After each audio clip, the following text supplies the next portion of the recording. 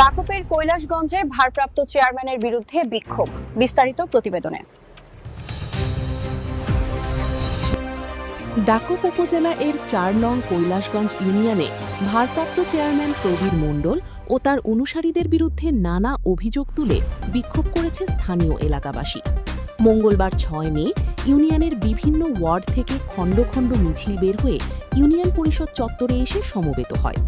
বিক্ষোভকারীরা ঝাড়ু মিছিল সহ বিভিন্ন প্লাকার্ড হাতে নিয়ে স্লোগান দেয়। প্লাকার্ডে ভারপ্রাপ্ত চেয়ারম্যান ও তার অনুসারীদের বিরুদ্ধে ক্ষমতার অপব্যবহার, অত্যাচার, নিপীড়ন, স্বেচ্ছাচারিতা এবং উন্নয়ন প্রকল্প বাস্তবায়ন না করে অর্থ আত্মসাতের অভিযোগ তোলা হয়। তারা দাবি করেন, বিগত আওয়ামী লীগ সরকারের সময়েও প্রভাব খাটিয়ে নানা অনিয়ম করা হয়েছে।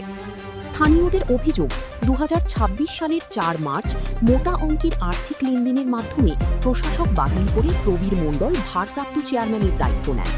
এর আগে ৫ আগস্টের ছাত্র জনতার আন্দোলনের পর ইউনিয়নের নির্বাচিত চেয়ারম্যান আত্মগোপনে গেলে উপজেলা প্রশাসনের পক্ষ থেকে একজন প্রশাসক নিয়োগ দিয়ে প্রায় ৬ মাস নাগরিক সেবা সচল রাখা হয়। কিন্তু পরে প্রশাসককে সরিয়ে পুনরায় তাকে দায়িত্ব দেওয়ায় এলাকায় অসন্তোষ সৃষ্টি হয়। এ বিষয়ে এলাকাবাসী বিভিন্ন তথ্য, উপাত্ত ও গণস্বাক্ষর সংগ্রহ করে গত ৯ মার্চ জেলা প্রশাসকের কাছে লিখিত অভিযোগ জমা দিয়েছে বলে জানা গেছে। প্রতিকূল আবহাওয়া উপেক্ষা করে বিক্ষোভকারীরা ইউনিয়ন পরিষদের সামনে অবস্থান নেয়।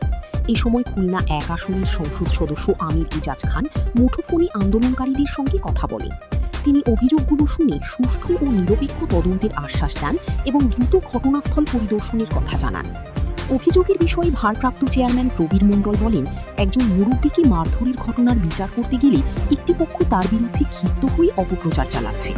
এদিকে সংসদ সদস্য আমির ইজাজ খান জানান, মব সৃষ্টি করে কোনো কিছু করা যাবে না, বিষয়টি তদন্ত করে প্রয়োজনীয় ব্যবস্থা নেওয়া হবে।